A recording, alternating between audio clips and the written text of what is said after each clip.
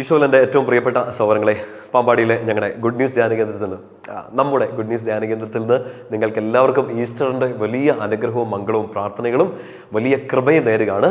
നമ്മളൊരു ഇത്രയും ദിവസങ്ങളിൽ വലിയ നോമ്പിൻ്റെ അനുഗ്രഹിക്കപ്പെട്ട ദിവസങ്ങളുടെ ഒരുപാട് പ്രാർത്ഥിച്ച്, ഒരുപാട് വിശുദ്ധിയിലൊക്കെ ജീവിക്കാൻ പരിശ്രമിച്ച്, ഒരുപാട് നന്മകൾ ചെയ്ത്, ചില ഉപേക്ഷകളൊക്കെ നടത്തി കർത്താവിൻ്റെ ഹൃദയത്തോട് ചേർന്നിരിക്കാൻ വേണ്ടി നമ്മൾ പരിശ്രമിച്ചു.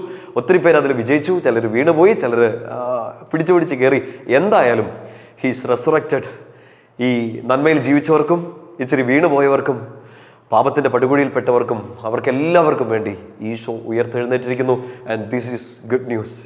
ഈ ഗുഡ് ന്യൂസ് ധ്യാനകേന്ദ്രത്തിൽ നിന്ന് ഈ ഈസ്റ്ററിൻ്റെ ദിവസം നിങ്ങൾക്ക് ആശംസിക്കാനുള്ള ഗുഡ് ന്യൂസ് ഇതാണ്. എനിക്ക് വേണ്ടി, നിങ്ങൾക്ക് വേണ്ടി ഈശോ ഉയർത്തെഴുന്നേറ്റിരിക്കുന്നു. And he still alive. നമുക്ക് വേണ്ടി അവൻ ജീവിച്ചിരിക്കുന്നു. നമുക്ക് വേണ്ടി അവൻ ഇവിടെ ഉണ്ട്. നമ്മുടെ ദൈവം മരണത്തിൻ്റെ മേൽ, പിശാചിൻ്റെ മേൽ, അന്ധകാരത്തിൻ്റെ മേൽ വിജയം നേടിയ ഈശോ നമുക്ക് വേണ്ടി എഴുന്നേറ്റ് നിൽക്കുന്നു. നമ്മൾ വെളിപാട് പുസ്തകം 14:1 ഇങ്ങനെ വായിക്കുന്നുണ്ട്. 1 മുതലുള്ള വാക്യങ്ങളിൽ കൊല്ലപ്പെട്ടു എന്ന് തോന്നുന്ന പോലെ ഒരു കുഞ്ഞാട് നിൽക്കുന്നത് ഞാൻ കണ്ടു. അവൻ്റെ മുമ്പിൽ തിരഞ്ഞെടുക്കപ്പെട്ട 144,000 പേരും ഈശോ നിൽക്കുകയാണ് അധികാരത്തോടെ. ഈ കല്ലറയ്ക്കോ, ഈ വേദനയ്ക്കോ, ഈ ഇരുട്ടിനോ, ഈ പീഡനങ്ങൾക്കോ ഒന്നും ഈശോയ്ക്ക് തോൽപ്പിക്കാൻ പറ്റിയില്ലെങ്കിൽ ഈശോയെ മുറുകെ പിടിക്കുന്ന നമ്മളെയും തോൽപ്പിക്കാൻ പറ്റില്ലെന്ന് പ്രഖ്യാപിച്ചുകൊണ്ട് നമുക്ക് വേണ്ടി മരിച്ചവൻ നമുക്ക് വേണ്ടി ഉയർത്തെഴുന്നേറ്റിരിക്കുന്നു. And be happy. ചുമ്മാ ഹാപ്പി ആയിട്ടിരിക്കുകയല്ല, ബി ഗ്ലാഡ്, ബി ജോയ്ഫുൾ. നമ്മൾ കേൾക്കേണ്ട ഏറ്റവും വലിയ സുവിശേഷങ്ങളൊന്നും ഇതാണ്. ഈശോ ജനിച്ച്, ജീവിച്ച്, മരിച്ച്, അടക്കപ്പെട്ട് ഉയർത്തെഴുന്നേറ്റിരിക്കുന്നു. And he still alive with us. അത് നമ്മൾ ഏറ്റവും നന്നായിട്ടൊന്ന് ഓർക്കുന്ന, ആഘോഷിക്കുന്ന നമ്മുടെ വലിയ അനുഗ്രഹത്തിൻ്റെ ദിവസമാണ് ഈ ഈസ്റ്റർ. നമ്മൾ അനുഗ്രഹിക്കപ്പെട്ട ഈശോയുടെ മക്കളാണ്. ഈ കല്ലറുകൾക്കൊന്നും, ഈ പാപത്തിനൊന്നും, ഈ പിശാചിനും അന്ധകാരത്തിനും ഒന്നും നമ്മളെയും ഒതുക്കി നിർത്താൻ പറ്റില്ല. ഈശോയുടെ മുഖം കണ്ട, ഈശോയുടെ പ്രകാശം കണ്ട നമ്മളും ആ പ്രകാശത്തിലേക്ക് വരും. മുമ്പിൽ ഇപ്പോഴും ഈ ഈസ്റ്ററിന് പ്രാർത്ഥിച്ച, ഈ വലിയ നോമ്പിന് പ്രാർത്ഥിച്ച ചില നിയോഗങ്ങൾ ഇപ്പോഴും അടഞ്ഞു കിടക്കുന്നുണ്ടാകാം. ദൈവമേ, നീ ഉയർത്തെഴുന്നേറ്റു, പക്ഷേ ഞാനിപ്പോഴും ചിലപ്പോൾ ഇരുട്ടിലാണ്. എനിക്കെന്ന് ഉയർത്തെഴുന്നേപ്പ്, എനിക്ക് കുരിശും ഈ ദുഃഖശരിയും മാത്രമേ ഉള്ളൂ എന്നൊക്കെ ഓർത്ത് സങ്കടപ്പെടുന്നവർക്ക് വേണ്ടി ഈ സുവിശേഷം നിങ്ങൾ ഹൃദയത്തിലോട്ട് ഏറ്റെടുക്കണം. അത് മറ്റുള്ളവരോട് പറഞ്ഞും കൊടുക്കണം. ഈശോ ഉയർത്തെഴുന്നേറ്റെങ്കിൽ നമ്മുടെ വിശ്വാസം അതിന് ചില വിലയുണ്ട്, അതിന് ഉറപ്പായും വിലയുണ്ട്. പൗലോസിന്റെ വാക്കുകൾ കടമെടുത്താൽ അവൻ ഉയർത്തെഴുന്നേറ്റെങ്കിൽ അത് നമുക്കും പ്രത്യാശയ്ക്കുള്ള ഏറ്റവും വലിയ സുവിശേഷമാണ്. മർക്കോസിലയുടെ എഴുത്തിൽ, സുവിശേഷത്തിൽ 16-ാമത്തെ അധ്യായത്തിൽ മഗ്ദലന മറിയമൊക്കെ ഇങ്ങനെ കല്ലറയിലേക്ക് സുഗന്ധലേപനത്തിന് വേണ്ടി പോകുന്ന സമയത്ത് അവരുടെ ഇടയിലുള്ള ഒരു കൺഫ്യൂഷൻ പറയുന്നുണ്ട്. നമുക്ക് വേണ്ടി ആര് കല്ലറയുടെ കല്ലുരുട്ടി മാറ്റും അല്ലേ? ആരാ ഉള്ളേ? ഇന്ന് ഈസ്റ്ററിൻ്റെ ദിവസം പോലും നിങ്ങൾ ചിന്തിക്കുന്നുണ്ടാകാം, കർത്താവേ, ഈ ജീവിതത്തിൻ്റെ മുമ്പിൽ ഇങ്ങനെ ഒരു കല്ലറ, ഈ കല്ലറയുടെ മുമ്പിൽ ഒരു കല്ല് ആര് ഉരുട്ടി മാറ്റും?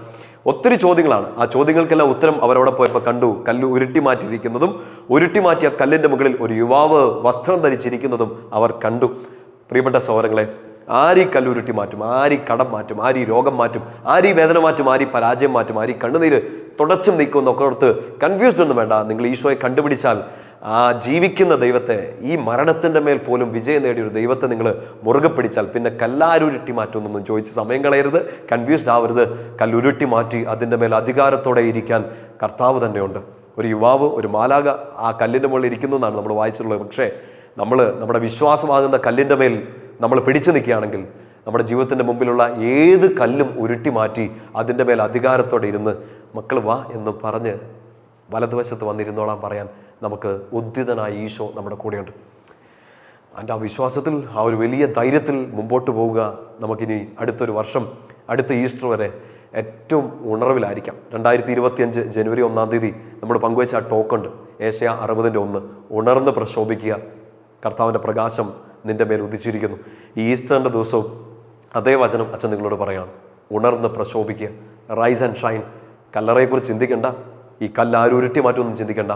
ഈ ഹൗളി വൺ ഓപ്ഷൻ, വെള്ളവസ്ത്രം ധരിച്ച് ഉയർത്തെഴുന്നേറ്റ നിത്യപ്രകാശമായ ഒരാളെ മാത്രം നോക്കി ആരുരുട്ടി മാറ്റുന്നൊന്നുമല്ല.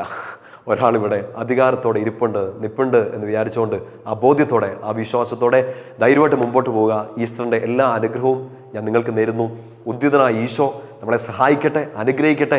ആ ഈശോയെ മുറുകെ പിടിച്ച് ധൈര്യത്തോടെ rise and shine and run forward. മുമ്പോട്ട് പോകും, പുറകോട്ടൊന്നും നോക്കാനുള്ള സമയം നമുക്കില്ല. നമുക്ക് മുമ്പോട്ട് തന്നെ പോകാം. ആര് കല്ലുരുട്ടി മാറ്റുമെന്നല്ല, കല്ലുരുട്ടി മാറ്റി അതിൻ്റെ മേൽ അധികാരത്തോടെ ഇരിക്കാൻ ഈശോയുണ്ട്. ഈശോയുടെ വലത് ഭാഗത്ത് നമുക്കൊരു സ്പേസ് ഈശോ തന്നിട്ടുണ്ട്. ആ വിശ്വാസത്തിൽ ഞാൻ നിങ്ങളെ അനുഗ്രഹിക്കുന്നു. പിതാവിൻ്റെയും പുത്രൻ്റെയും പരിശുദ്ധാത്മാവിൻ്റെയും നാമത്തിൽ. ആമേൻ.